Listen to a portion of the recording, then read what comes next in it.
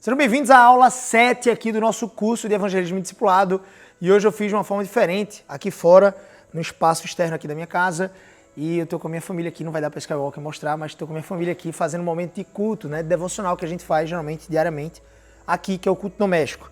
Porque eu queria compartilhar esse conteúdo ao vivo com eles e ao mesmo tempo gravado, né, gravar esse conteúdo para que você pudesse aproveitar.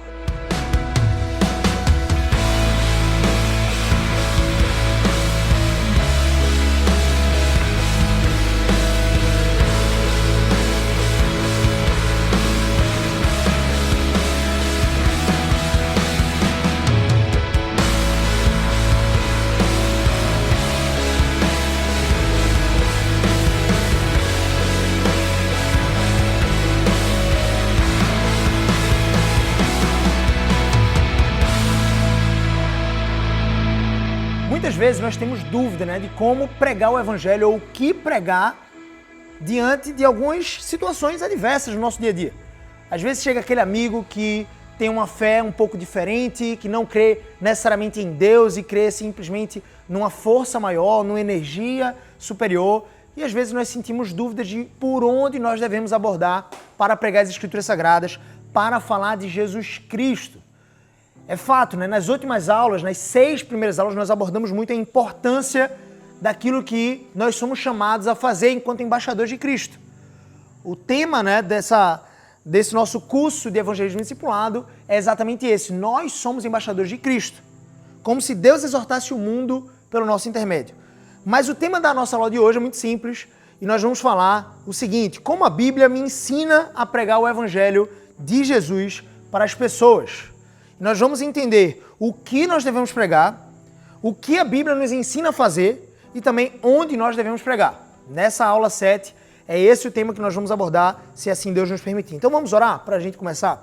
Senhor nosso Deus, muito obrigado, Pai, por esse momento, por esse instante de devocional e ao mesmo tempo de instrução bíblica. Muito obrigado, Senhor Deus, pela riqueza da Tua palavra. Muito obrigado, Senhor Deus, pela santidade dela, Senhor Deus, e porque ela nos ensina exatamente aquilo que nós devemos fazer para pregar o Evangelho. Nos ajuda a ler de forma correta as Escrituras Sagradas, a colhermos, Senhor Deus, as informações necessárias a partir da Tua Palavra para que possamos pregar o Evangelho a toda criatura, a todo coração, Senhor Deus, vivo e verdadeiro da Palavra de Deus. Nós possamos encarar como um coração, um campo missionário e ao mesmo tempo possamos pregar o Evangelho. Nos ajuda assim, ilumina a nossa mente e, Senhor Deus, que fique conhecido para os meus irmãos que vão assistir esse vídeo, essa aula 7 aqui do curso de Evangelismo e Discipulado, que fique conhecido para eles que o Senhor me auxiliou nessa jornada. Em nome de Jesus, amém. Então, a minha expectativa é que você, de repente, pegue nesse início agora de aula o link aqui em cima no canal do YouTube e, de repente, você compartilhe com alguns familiares, alguns grupos de WhatsApp, porque eu acredito que vai ser uma bênção esse conteúdo exposto aqui, beleza? Então, como a Bíblia me ensina a pregar o Evangelho? Eu já entendi que eu preciso pregar o Evangelho. Eu já entendi que eu sou embaixador de Cristo, Gabriel. Eu já entendi o que preciso fazer. Só que entender o que preciso fazer e fazer o que precisa ser feito, existe um abismo muito grande. Eu nem sei por onde começar. Eu começo a arrancar meus cabelos quando eu vejo uma oportunidade e eu me sinto até constrangido diante de Deus em oração, quando eu saio de uma conversa com um amigo em que eu podia ter mergulhado na palavra do Senhor e eu me sinto meio que incapaz, Gabriel. E agora? Como é que eu faço? Eu queria tanto que o meu pastor estivesse do meu lado para pregar para esse meu amigo. Eu tenho certeza que o meu pastor saberia falar. Ou até mesmo você, Gabriel. Não, isso não é desculpa, tá? Se Deus colocou você na vida do seu amigo, do seu colega de trabalho, se Deus colocou você na vida do seu colega de clube, de academia, de faculdade, é porque Ele quer que você fale do seu jeito. Claro que a melhoria contínua precisa estar presente na vida de um cristão. Então eu e você, nós somos convidados por Deus a termos um relacionamento ainda mais íntimo com Ele e a partir desse relacionamento mais íntimo com Ele, que se dá através da leitura da palavra, do conhecimento das Escrituras Sagradas e de uma devocional com Deus em oração, nós podemos ter mais e mais autoridade para pregar o Evangelho de Cristo, ok? Mas a palavra de Deus nos ensina. Vamos entender um pouquinho, porque a gente vai passar por alguns textos bem interessantes. O que nós devemos pregar? Qual é o teor da mensagem? Isso parece meio óbvio, mas eu queria passar por alguns textos aqui com vocês. Como a Bíblia nos ensina a fazer isso? Eu vou pegar vários exemplos. A mensagem é simples. A mensagem é Jesus. Nós pregamos uma pessoa. Atos 20 e 20 vai dizer que os discípulos, os apóstolos, passavam de casa em casa, né? O apóstolo Paulo passava de casa em casa anunciando Cristo Jesus. Então, ele é a mensagem. A nossa mensagem é uma pessoa.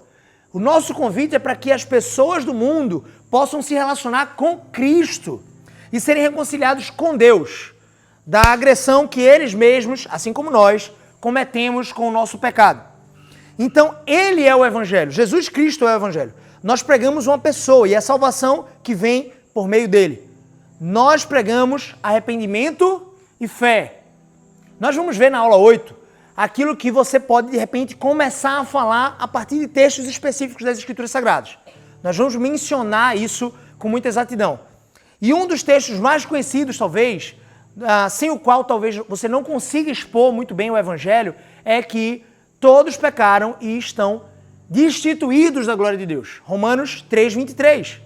Eu e você, nós somos pecadores e nós pecamos contra um Deus santo, bom, justo, infinito. E Ele que criou todas as coisas nos criou também para a sua glória, para o louvor da sua glória, para que nós pudéssemos refletir a sua imagem. Por isso que a palavra de Deus nos diz, lá em Gênesis, que eu e você nós fomos constituídos à imagem e semelhança do Criador, para refletirmos essa imagem. Só que o pecado veio e destruiu essa imagem. E agora com Cristo nós podemos reconstruir essa mesma imagem para a glória dele. Então todos pecaram é um texto-chave. Só que eu queria passar aqui por uma breve explicação disso, né? Se nós pecamos, estávamos, né, destituídos da glória de Deus, se as pessoas que não creem em Deus estão destituídas, estão mortas nos seus delitos e pecados, então nós precisamos pregar arrependimento para que elas se arrependam e obtenham o perdão de Deus por meio de Cristo Jesus, que morreu a morte delas na cruz. Por isso que nós pregamos Cristo, mas também arrependimento e fé, sem o qual ninguém pode ver a Deus. 2 Coríntios, capítulo 5, versículo 19, diz assim: a saber que Deus estava em Cristo reconciliando consigo o mundo. Estava em quem? Em Cristo Jesus, na pessoa de Cristo, não imputando aos homens as suas transgressões, e nos confiou a palavra da reconciliação com Ele. Reconciliação de quê? Se nós estávamos o tempo inteiro com Deus, como é que nós podemos ser reconciliados? A questão-chave é, nós estávamos destituídos da glória de Deus e, portanto, precisamos ser reconciliados com Deus por meio de Cristo. De sorte que somos embaixadores, nós que cremos em Cristo, somos embaixadores em nome de Jesus, como se Deus exortasse por nosso intermédio o mundo. Em nome de Cristo, pois, rogamos que vos reconcilieis com Deus. O apóstolo Paulo aqui, na carta de 2 Coríntios, escrevendo à igreja em Corinto, né, na região da Acaia ali, está dizendo assim, ó, nós rogamos, a petição de Paulo é simples, a pregação dele é, nós rogamos que vocês se reconciliem com Deus, que vocês se arrependam dos seus pecados e creiam em Cristo. Atos capítulo 22, versículo 3 a 21, Paulo pregou a história daquilo que Jesus havia feito na sua vida. Ele tinha acabado de ser espancado em praça pública, você pode conferir o texto depois. Ele foi espancado em praça pública ali, a última vez que Paulo foi a Jerusalém. E então, depois de ter sido espancado, ele pede a permissão do comandante Cláudio Lisias para falar ao povo, o seu povo, o povo judeu, o qual ele pertencia anteriormente. E agora, como cristão e apóstolo de Cristo Jesus, ele pregava a reconciliação através de Cristo. Os judeus que não criam em Cristo, né? Eles, na verdade, pensavam que Cristo era um impostor, que Jesus era um impostor. Assim como Paulo, antes chamado Saulo, você pode conferir isso em Atos capítulo 9, ele também perseguia os cristãos. Todos aqueles que seguiam a Cristo, Paulo ou Saulo, exortava-os pensando o seguinte, olha, a questão máxima é, Cristo é impostor, todos aqueles que seguem a Jesus também são impostores. Todos aqueles que seguem a Jesus também são impostores. Até que Paulo teve um encontro com Cristo Jesus no caminho de Damasco. E o próprio Jesus pregou a ele e disse, Saulo, por que me persegues? Saulo, Saulo, por que me persegues? E então, o apóstolo Paulo ali, diante daquela comunidade em Jerusalém, diante dos seus co-irmãos consanguíneos, né, de sangue, ele diz assim, eu preciso dizer para vocês que eu era igual a vocês. Eu preciso dizer para vocês que eu também persegui os cristãos, que eu também queria lançar eles no cárcere, queria lançar eles nas prisões, arrastava-os pelos cabelos nas praças, apedrejava alguns deles, como aconteceu com Estevão, o qual Paulo mesmo, ele tinha encorajado à morte. Mas ele diz, um certo Jesus, como um sol brilhante apareceu para mim no caminho de Damasco, quando eu estava indo lá perseguir mais cristãos. Ele apareceu e ele disse, por que você está me perseguindo? E ali eu entendi, nossa, Jesus não é impostor. Então Paulo aqui em língua hebraica, ele está falando para toda a comunidade judaica, para os judeus que não criam em Cristo, que a única diferença entre ele, Paulo, agora convertido a Jesus e apóstolo de Cristo Jesus, e os judeus que ali estavam, era uma, é que Cristo teve um encontro com ele. Então, o teor da pregação de Paulo aqui em Atos capítulo 22, versículo 13 a 31, é simples. Ele pregou o que aconteceu com ele. Perceba, nós podemos pregar de diversas formas. Podemos anunciar o evangelho de diversas formas. Mas se tem uma forma que é universal e que mesmo sem você ter grande conhecimento da palavra de Deus, você pode anunciar, é aquilo que Jesus fez com você. A grande chave é que muitas vezes o que nos emperra é a nossa vaidade, o nosso ego. Nós pensamos, não vou falar de Jesus, porque eu não tenho aquele versículo específico que o pastor citou. Eu não estou aqui com a colinha, meu Deus. E eu vou te exortar, inclusive, a pegar o seu celular e anotar no bloco de notas depois a sequência de versículos que eu vou te dar para você, de repente, ter um cronograma, né? Ter uma linha lógica para você pregar o evangelho. Isso na aula 8. Mas aqui na aula 7, o importante é que você entenda é que Paulo pregou de forma simples. Paulo pregou aquilo que aconteceu com ele. Você é capaz de pregar o que aconteceu com você? Galera, vocês são capazes de responder, tá? Vocês são capazes de falar para as pessoas do seu colégio, do seu trabalho, aquilo que Jesus fez na sua vida, sim ou não? Sim. Sim ou não? Sim. Simples assim, Skywalker, cadê você? Sim ou não? Sim. Então nós somos capazes. Paulo fez isso aqui. O apóstolo Paulo, aquele que conhecia a palavra, ele podia ter citado vários versículos dos profetas, mas ele citou aquilo que aconteceu com ele. Eu quero chamar sua atenção para isso. Então, Atos capítulo 24, versículo 24 e 25, Paulo agora já tinha sido levado para Cesareia e ele estava agora sendo julgado como que criminoso por ter pregado o evangelho e a ressurreição através de Cristo Jesus. Ele estava pregando e ele tinha sido espancado e preso pelos judeus. Depois, Cláudio Lisias, esse comandante da guarda romana, ciente de que Paulo era um cidadão romano, não vou entrar aqui nesse mérito agora, segura ele, protege ele preso na fortaleza lá em Jerusalém, leva ele, né, escondido à madrugada para Cesareia para ser julgado por Félix. Então Félix e Drúzila, a sua esposa, se apresentam para Paulo para ouvir o evangelho de Cristo Jesus. Então a palavra de Deus nos diz aqui em Atos capítulo 24, se você pode abrir a Bíblia, Atos capítulo 24, versículo 24 a 25 diz assim: Paulo prega para o governador Félix e a sua esposa Drúzila, que era judia de nascença, assim como Paulo era, acerca de 3 coisas. Olha o teor da mensagem de Paulo Skywalker. Pega essa. Ele pregou sobre a justiça de Deus. Ele pregou sobre domínio próprio, uma coisa inusitada até, nova, talvez. Ele já falou sobre domínio próprio, mas para as igrejas, para aqueles que já eram cristãos. Olha, vocês precisam ter o fruto do Espírito. O fruto do Espírito é alegria, amor, mansidão, domínio próprio, aquilo que nós conhecemos como talvez inteligência emocional hoje. Mas é muito mais profundo, abrange não só as emoções, mas também um comportamento em vários outros níveis. Então, domínio próprio é além da inteligência emocional. Se alguém pudesse escrever um livro, né? Domínio próprio, ao invés de ser inteligência emocional, como tem o Daniel Goleman, que é um livro excelente, mas que tem uma visão não necessariamente bíblica em todos os aspectos. Você tem que ter uma peneira boa. O ponto, então, é, velho, ele pregou sobre domínio próprio para Félix e para Drúzila, sua esposa. E ele também pregou sobre o juízo. Então ele falou sobre a justiça de Deus. Como assim justiça de Deus? Por que Jesus veio ao mundo? Você já viu. Acho que está na aula 2 ou na aula 3, né? Aqui do curso de Evangelismo e Discipulado. Se você não assistiu, volta lá. Mas o fato é que a justiça é, Jesus veio ao mundo para nos salvar. Ele morreu a nossa morte para que nós pudéssemos viver a sua vida, nós que cremos nele. Justiça. A justiça de Deus se cumpre em Cristo, a ponto de eu poder ser justificado completamente, inteiramente, pelo sangue de Cristo que é vertido em meu favor. É como se eu me banhasse do sangue de Cristo e isso me purificasse diante de Deus. Sim, nós que cremos por fé, somos revestidos desse sangue. A justiça, o domínio próprio, viver uma vida a partir do momento que eu fui salvo em Cristo, agora eu posso viver em domínio próprio. Como assim? É viver uma vida que glorifica a Deus nas minhas obras, nas minhas ações, nas minhas atitudes, no meu comportamento. Ele pregou sobre isso. Você quer viver uma vida para Deus? Olha a pregação dele. Jesus Cristo pagou o preço por você. Não há nada que você possa fazer que possa te considerar justo diante de Deus. Como assim não há nada? Existem 2 tipos de religião. As religiões do mérito e a religião verdadeira, a religião cristã. Religião, gente, é só um nome para dizer a sua conexão com Deus. Existem só dois tipos. Todas as outras religiões estão aqui, meritocráticas. Se você perguntar para um muçulmano por que ele vai para o céu, ele vai dizer que é porque ele viveu muito bem, orou, 5 vezes ali, apontado para Meca. Ao mesmo tempo ele adorou segundo o Alcorão. E ele viveu uma vida piedosa, uma vida boa, justa. Então ele merece ir para o céu e desfrutar de tantas virgens.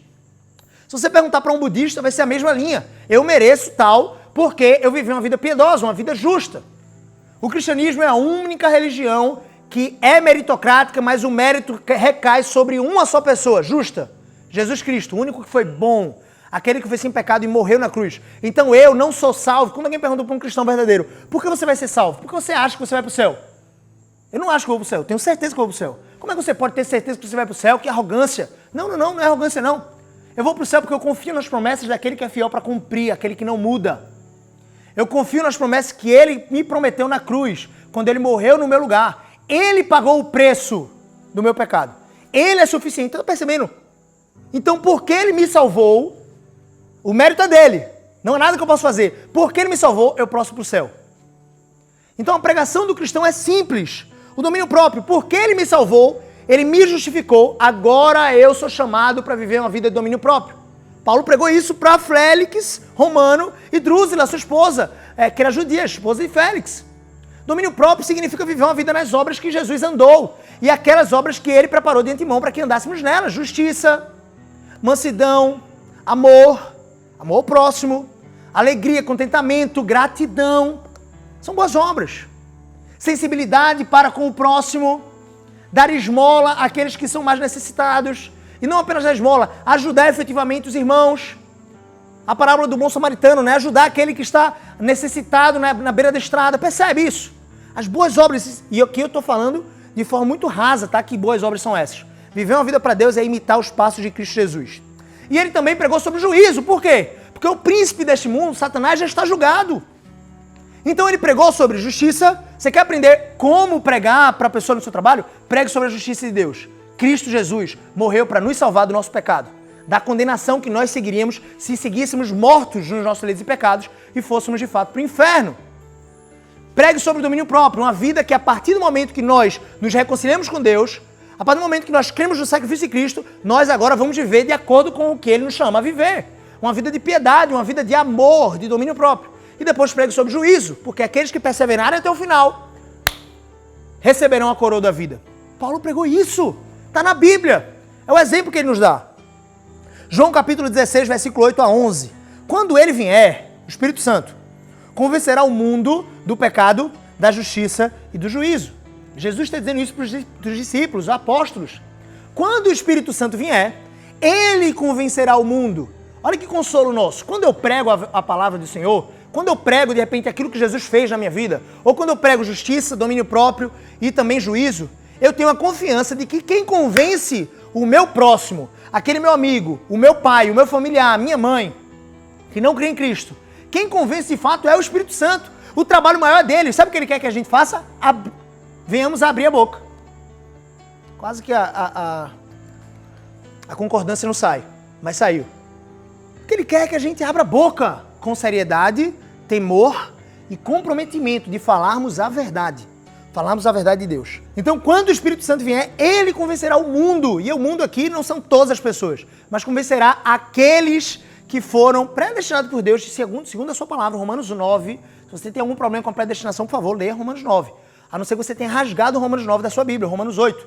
Ele predestinou, sim. E ele é justo por isso? Sim, ele é justo. Ele tem misericórdia de quem ele tiver misericórdia, de quem ele quiser ter misericórdia. A questão é, o Espírito Santo convencerá o mundo, aqueles que creriam na palavra, do pecado, da justiça e do juízo. Atos capítulo 8, 35. Filipe foi convidado pelo Espírito Santo para pregar ao etíope eunuco, alto oficial do tesouro da rainha Candace, da Etiópia. Ele estava voltando com a sua comitiva de Jerusalém, com o rolo do profeta Isaías. Ele estava lendo ali sobre o servo sofredor, sobre Cristo Jesus. E ele não entendia o que ele lia. Ele estava lendo, mas ele não entendia. Estava se referindo a quem? Será que o profeta Isaías estava se referindo a ele mesmo, enquanto profeta? Estava se referindo a outra pessoa? Ele não entendia. Até que o Espírito Santo conduz Filipe para o deserto. Filipe estava em Samaria pregando o evangelho. Conduz ele para o deserto e diz assim: Filipe, acompanha esses carros aí. Acompanha. Então eu imagino que Filipe vai correndo ali ao lado. Ele ouve o eunuco e agora o Espírito Santo não precisa mais dar nenhuma orientação direta. Ele diz assim, agora você chegou no deserto, Filipe, legal. Acompanha aquele carro. E aí Filipe já entendeu. O alto oficial estava aqui, lendo, imagina o ministro da Fazenda, tipo Paulo Guedes, lendo ali um rolo do profeta Isaías, que era um rolo geralmente caro. E aí Filipe, você está entendendo o que você está lendo? Correndo ali ao lado. E ele diz, como é que eu vou entender se ninguém me explicar? Filipe então sobe na carruagem, segue viagem com ele e ele explica a palavra de Deus. Começando pela passagem de Isaías, anunciou também a Jesus. Começou pela passagem de Isaías, anunciou a Jesus. Ou seja, você pode falar sobre a sua vida, aquilo que Jesus fez na sua vida.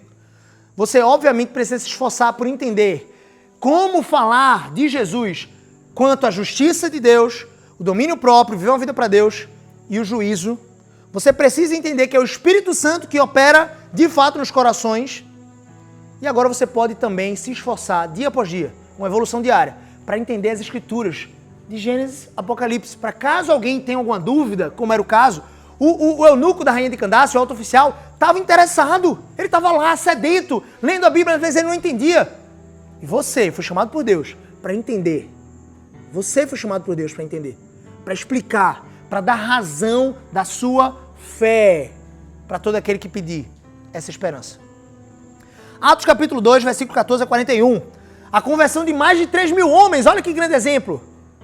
Tem discurso aparentemente melhor que esse, que converteu 3 mil homens, mas não é simplesmente discurso, é o mover do Espírito Santo. Esse mesmo discurso, em outro momento, segundo a vontade de Deus, poderia simplesmente converter uma pessoa, ou duas, ou três, ou nenhuma pessoa, e está tudo bem. Mas a importância do discurso é que esse discurso seja fiel às Escrituras Sagradas. A conversão de mais de 3 mil homens, Atos capítulo 2, versículo 14 a 41, você pode ler depois. Pedro utiliza o texto dos profetas, mais precisamente Joel capítulo 2, versículo 28 a 32, falando do cumprimento da promessa estabelecida por Deus através de Joel, e cita também Salmos capítulo 16, versículo 8 a 11. Pedro pega duas passagens das Escrituras, Salmos, um salmo escrito pelo rei Davi, Joel, capítulo 2, escrito pelo profeta Joel, e ele elucida esses textos para o povo, trazendo um contexto de que Cristo, aquele que havia sido crucificado por mão dos romanos e por intermédio das petições dos judeus, os principais sacerdotes que gritavam nas praças, crucifica-o! Esse Jesus, o Nazareno, aquele era conhecido como Nazareno, ele se fez, na verdade foi constituído por Deus para ser Senhor e Cristo. O Messias prometido que o povo judeu esperava estava ali diante deles, na verdade tinha acabado de ser crucificado. Mas ele ressuscitou, porque a morte não podia detê-lo, é isso que Pedro diz nesse discurso. Então ele diz, esse Jesus, o Nazareno, que foi crucificado como pecador e que foi ressuscitado por Deus, era de fato o Messias prometido, o Salvador e Cristo. É isso que Pedro prega. É isso, simples. A gente quer inventar, Skywalker. A gente quer inventar, irmão. A gente quer falar bonito. Pedro pegou o texto de Joel, o texto de Salmo, mais precisamente, Davi estava falando aqui, explicando que Jesus não viu corrupção, significa que ele não ficou sob o poder da morte, no Salmo capítulo 16, versículo 8 a 11. E Pedro explica aquela passagem de Salmo, dizendo assim, isso aponta para Jesus o fato de ele ter passado 3 dias sobre a morte, mas a morte não pôde sustentar ele, e ele ressurgiu dos mortos para reinar. A pregação é simples, ele pregou Jesus. Jesus, a pregação é Jesus. Então ele pregou Jesus, disse que Jesus, que havia morrido e ressuscitado, era o Messias prometido, Salvador e Cristo. As pessoas ficaram quebrantadas. Quem é que moveu esse quebrantamento coletivo? 3 mil homens ficaram ali quebrantados, compungidos. O sentido de compungir ali, o texto hebraico, no original, na verdade, é grego, porque foi escrito em Atos, pelo evangelista Lucas, né, o autor do livro de Atos. E esse texto você vai encontrar lá em Atos capítulo 2, versículo 14 a 41. O original grego, o grego antigo, vai apontar essa situação de compungir-se-lhe o coração, vai apontar para uma sensação de alguém que se batia com um chicote nas costas. É óbvio que isso não é literal, mas é esse o sentido, né? As pessoas estavam tão quebrantadas que elas queriam esmurrar o seu próprio corpo. Quem faz isso? Quem convenceu elas do pecado, da justiça e do juízo? Foi o Espírito Santo. Só que a gente quer que o Espírito Santo fique de fora e a gente quer pregar a palavra bonitinho. Prega Cristo, meu irmão. Abra a boca para falar de Jesus. O que ele fez na sua vida, a justiça, o domínio próprio, o juízo. Abre a boca para falar dele e deixa que o resto do Espírito Santo faz. E procura melhorar. Poxa, eu podia ter pregado dessa forma diferente. Procura aprimorar, mas abre a boca em nome de Jesus. Eles estavam compungidos, foi o Espírito Santo que tocou no coração deles. 3.000 homens. E aí eles perguntam, o que é que a gente vai fazer compungidos, quebrantados? Prontos para fazerem o que o apóstolo tivesse dito que eles precisavam fazer. E sabe o que é que Pedro diz? Direto, simples e claro como a água. Cristalino. Olha o que Pedro diz. Se arrependam. Primeiro ponto, não é? Agora, gente, venham cá para eu dar um abraço em vocês. Não, se arrependam. Imagina que ele estava falando com amor, obviamente. Depois pode ter tido um abraço, né? Uma reconciliação. Mas se arrependam. Cada um seja batizado em nome de Jesus para a remissão dos vossos pecados. Pedro diz assim, ó, tem pecado. Não tem comunhão com Deus se houver pecado. Então você precisa se arrepender e ser batizado para que... Não é que o batismo iria tirar os pecados, mas o selo do batismo, esse lavar com água, aponta para a purificação. Aponta para Cristo Jesus. É uma aliança. Então vocês precisam ser batizados e cada um de vós, tendo o seu pecado removido, remido no sangue de Cristo, vocês receberão o Espírito Santo. 3 coisas. Se arrependam, sejam batizados. Gabriel, o que eu vou fazer agora? Irmão, o que eu faço agora? Eu entendi o que você disse sobre Jesus. O que é que eu faço agora? Se arrependa, seja batizado. Vou te levar para a minha igreja. Vou te levar para uma igreja interessante, onde você vai poder ser batizado. Terceiro, receba o Espírito Santo. Pedro pregou assim, simples e claro. 3.000 homens se converteram. Em outra passagem, 2.000 homens a mais vão se converter. Atos capítulo 17, 22 a 34. Paulo prega de forma simples aos atenienses. A cúpula do intelecto mundial, Atenas. Os gregos estoicos estavam lá, cheios de seus discursos eloquentes. Paulo chega no meio do Areópago, né, o lugar dos deuses pagãos, os falsos deuses gregos. Então Paulo se levanta no meio do Areópago e diz, senhores atenienses, com respeito, prudência, ele não está agredindo ninguém ali. Senhores atenienses, em tudo vos vejo acentuadamente religiosos. Acompanhem Atos capítulo 17, 22 a 34. Em tudo eu vejo vocês de forma zelosa. A religiosidade de vocês é ardente. Porque passando, eu observei os objetos de culto de vocês. Vocês cultuam a vários deuses. Eu encontrei também, a ponto de esse zelo existir, um altar ao Deus desconhecido. Pois esse que adorais sem conhecer. Olha a oportunidade que Paulo, ele vai na brecha. Esse Deus que vocês adoram sem conhecer é precisamente aquele que eu vos anuncio. Anteriormente, Paulo já tinha ido nas praças de Atenas, pregado Jesus, ressurreição, e ninguém estava entendendo nada. Todo mundo está dizendo assim, ele está pregando, que deuses são esses? Jesus, ressurreição, são deuses diferentes. Chamaram Paulo então, vem cá, para de tumultuar a cidade aí, vem cá. Botaram ele no Areópago para ser avaliado, de repente, pelos principais atenienses, os religiosos ali daquela época. A cúpula intelectual da época. Então Paulo diz, esse Deus desconhecido é o Deus que eu falo para vocês. É um só. Olha o que ele diz. Simples a pregação de Paulo. O Deus que fez o mundo e tudo que nele existe, sendo ele Senhor do céu e da terra, não habita em santuário feito por mãos humanas. Ele não habita aqui.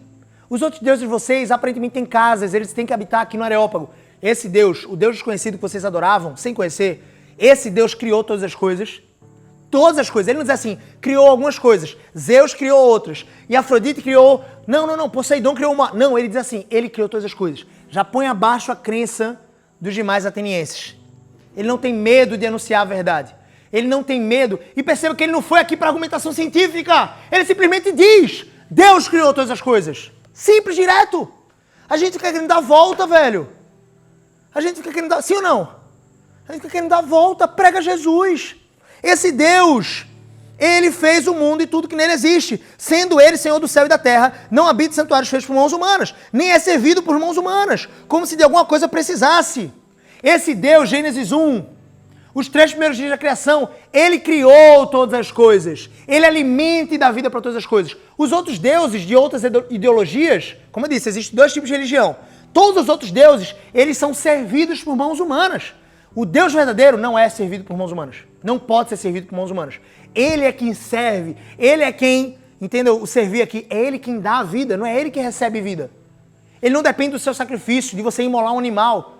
Ele não depende de você. Ele é autossuficiente. É isso que Paulo está dizendo. Esse Deus é diferente dos deuses que vocês adoram. Os deuses que vocês adoram precisam que existam adoradores. Se não existir mais adoradores de Dionísio, o deus do vinho, vai acabar Dionísio. Se não existir mais adoradores de Zeus, vai acabar Zeus. Deus não! O Deus verdadeiro, o Deus desconhecido para vocês, é o Deus único e verdadeiro. Ele alimenta, ele não é alimentado. Ele dá vida, ele não recebe vida. Pois ele mesmo é quem a todos dá vida, olha só, respiração e tudo mais. De um só, Adão. Ele está dizendo para Adão, Gabriel, mas eu não acredito em Adão. Velho, ele não se detém, Lucas. Ele não se detém, Israel, ele não se detém. Ele diz assim, ó, Adão mesmo. Às vezes a gente fica, mas se eu falar de Adão, aí ele vai dizer, mas Adão não existe. Velho, fale. Deus criou o mundo a partir de um só, Adão. Criou a raça humana por meio de um só, para habitar sobre a face da terra, havendo fixado os tempos previamente estabelecidos e os limites da sua habitação, para buscarem a Deus, se porventura tateando, o possam achar, bem que não está longe de cada um de nós. Olha o que Paulo diz. Esse Deus, grande nos céus, criador de todas as coisas, ele criou o homem para habitar na terra, na face da terra, e para servir a ele, para adorar a ele. E ele não está longe de cada um de nós. Olha o que ele diz para os atenienses. Ele não está longe. É uma pregação simples e direta, com elementos simples que eu e você já saberíamos falar. Ele não está longe de cada um de nós. Pois nele vivemos e nos movemos e existimos, como alguns dos seus poetas gregos, têm dito, porque dele também somos geração. Sendo, pois, geração de Deus, não devemos pensar que a divindade é semelhante a ouro, a prata, a pedra, trabalhados pela arte e imaginação do homem. Era tudo que os outros deuses dos gregos eram, feitos por mãos humanas. Pedra, ouro. Então ele faz um paralelo aqui, ele diz assim, ó, aquilo que você acreditava, o Deus verdadeiro não tem nada a ver com isso. O Deus verdadeiro não pode ser semelhança de ouro ou de prata. Começou a chover aqui agora. Chuva de bênçãos. Para trazer um pouquinho de refrigério aqui, que eu tô suando que nem que nem uma chaleira, papai. Vamos nessa. Ora, não levou Deus em conta os tempos da ignorância. Paulo está pregando aqui, está indo para o final do discurso dele. Agora, porém, ele notifica, esse Deus, criador de todas as coisas, diferente dos deuses de vocês, ele notifica aos homens que todos, em toda parte, se arrependem. Eu posso ouvir vocês aí em casa completarem. Ele notifica. Ele não diz assim, ele não implora que você se arrependa. Se você não se arrepender, juízo! Ele diz assim, ei, se arrependa. A sua pregação consiste em arrependimento e fé. Paulo não fez sala, ele não fez cerimônia. Ele começou respeitoso, ele continuou respeitoso, mas é pancada em cima de pancada, ó. Deus verdadeiro. É bem diferente dos deuses de vocês, bem diferente. Nada semelhante a ouro, prata, pedra. Não pode ser esculpido, não habita em tendas, não habita em construções humanas. Ele não recebe vida, ele não recebe simplesmente serviço de mãos humanas. Ele serve, ele ama, ele doa a vida, ele é o criador de todas as coisas. Esse Deus notifica, se arrependam. E olha que ele nem falou aparentemente aqui de pecado, só que ele mencionou quando ele diz, Deus não levou em conta os tempos da ignorância. Agora ele está chamando vocês, gregos, e de toda parte, atenienses, vocês brasileiros, americanos, a se arrependerem. Notifica, é uma notificação. Imagina uma notificação judicial na sua casa. Você precisa obedecer. Se você não obedecer, virão consequências. É basicamente isso. Notificação. Em toda parte se arrependam, porquanto estabeleceu um dia. Olha o que Paulo está falando. Juízo. Juízo. Porquanto estabeleceu um dia em que há de julgar o mundo com justiça, por meio de um varão que ele destinou esse varão, Jesus, e acreditou diante de todos, ressuscitando-o dentre os mortos. Esse varão é Cristo Jesus. Quando ouviram falar da ressurreição dos mortos, os atenienses, uns escarneceram, sempre vai existir esses. Pregue a palavra. Quer oportuno, quer não, prega a palavra. Sempre vai existir os que tiram onda, sempre vai existir os que ficam assim, a gente vai ouvir isso depois. Outro dia, Paulo, sábado que vem tu pode voltar? Eu vou ouvir isso depois, beleza, termina morrendo durante a semana e vai para o inferno. Mas sempre vai existir esses. E sempre vão existir os que creem. Olha o que diz aqui. Quando ouviram falar da ressurreição de mortos, uns escarneceram e outros disseram: a respeito disso, te ouviremos em outra ocasião. A essa altura, Paulo se retirou do meio deles, dos atenienses. Ele pregou, não foi? Lançou a semente. Saiu do meio deles. Houve, porém, alguns homens que se agregaram a ele e creram em Jesus. Entre eles estava Dionísio, olha só, aquele que tem o nome do falso deus do vinho, né? Ou da prosperidade. Esse Dionísio, ele era o Areopagita. Ele era um dos principais do Areópago. Foi ele que creu em Jesus. Uma mulher chamada Damares, nome da nossa ministra, né? E com eles outros mais. 2, talvez, mais uns 3 creram. Paulo pregou o evangelho. Ele não fez assim, eu vou pregar aqui e eu vou ensinar sobre Gênesis e eu vou dizer quais são as provas científicas que existem para provar que Adão nasceu, que o mundo vem de um homem só. Não! Não estou dizendo que você não possa adquirir esse nível de conhecimento. Apologético, faz sentido. Você quer aprender? Aprenda. Mas você quer pregar o evangelho para conversão? Creia que o Espírito Santo é quem convence do pecado, da justiça e do juízo e ele quer te usar para falar sobre Jesus. Arrependimento e fé. Justiça de Deus, domínio próprio, vida com Deus, juízo. Ah, não, Gabriel, eu quero falar só sobre o amor. Olha esse padrão aqui, quantas pessoas eu falei aqui? Felipe, Pedro, Paulo, quantas pessoas mais? O próprio Jesus, juízo, justiça, viver para Deus, domínio próprio, juízo. Simples. O amor de Deus é que nos alcança. E finalmente, para a gente concluir essa aula de hoje, Gabriel, onde nós devemos pregar? Porque é certo, né? Como é que eu vou pregar? Eu devo pregar na internet? Vamos entender aqui. Atos, vamos olhar para a Bíblia. A Bíblia nos ensina. Atos capítulo 5, 42. E todos os dias, no templo e de casa em casa, não cessavam de ensinar e pregar Jesus o Cristo. Eles pregavam o quê? Qual era o teor da mensagem? Jesus o Cristo. O teor da mensagem. Onde eles pregavam? No templo, de casa em casa.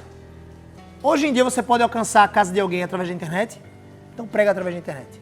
Eu sei que cada ar que nós respiramos, cada minuto que nós vivemos, deve ser para Deus. E talvez, se nós tivéssemos uma mínima compreensão da profundidade dessa mensagem, da salvação que Jesus nos conferiu em nossas mãos, através dessa mensagem para que pudéssemos pregar esse evangelho às demais pessoas, nós estaríamos dioturnamente nos esforçando para anunciar Jesus. Para anunciar Jesus. Você não teria vergonha de anunciar Jesus, porque ele é salvação. Alguém que tem a cura para um câncer teria vergonha de guardar essa cura para si mesmo, apenas. E não sair por aí no mundo, se esforçar por ir para as principais plataformas de mídia e anunciar que existe uma cura para o câncer.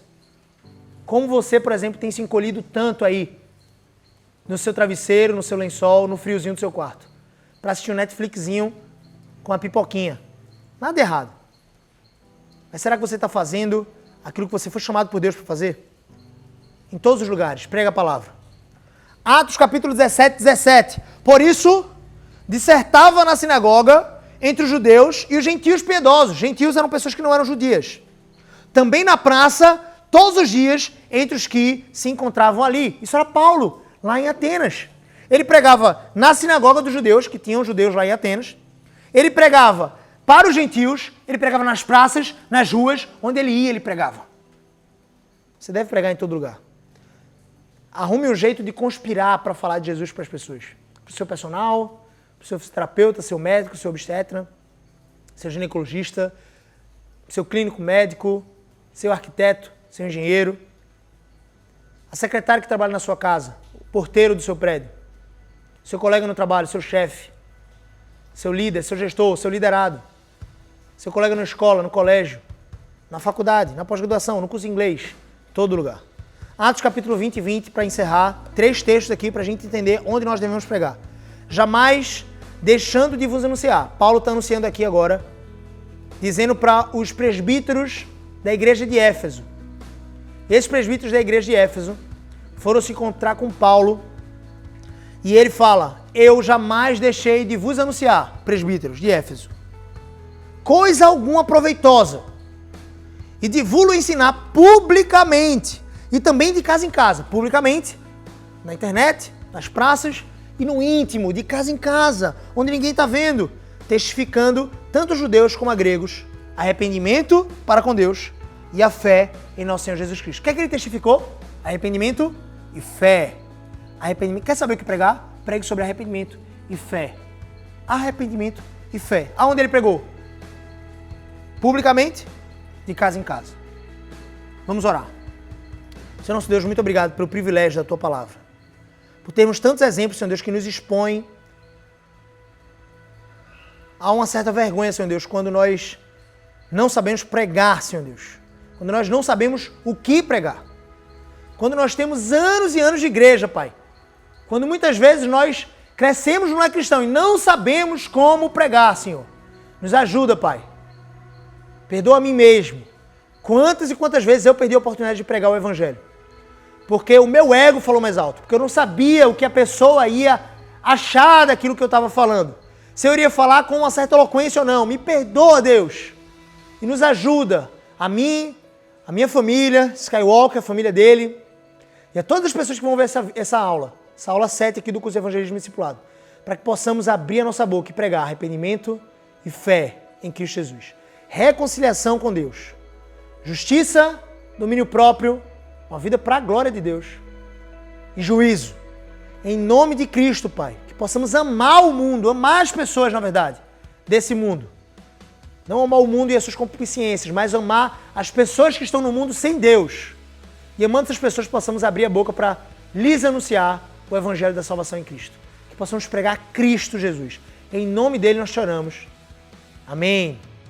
Esse episódio foi um oferecimento da EcoPrime International Christian School, da Impacto Learning Treinamento Profissional, também de Skywalker, o melhor editor da face da Terra. Obrigado, Skywalker. Deus abençoe a sua vida. Se inscreva no canal do YouTube, ative as notificações, pega essa aula e compartilha com seu grupo familiar, de repente no WhatsApp, em vários outros lugares, tá bom? Deus abençoe. Cheio no coração. Tamo junto. Valeu.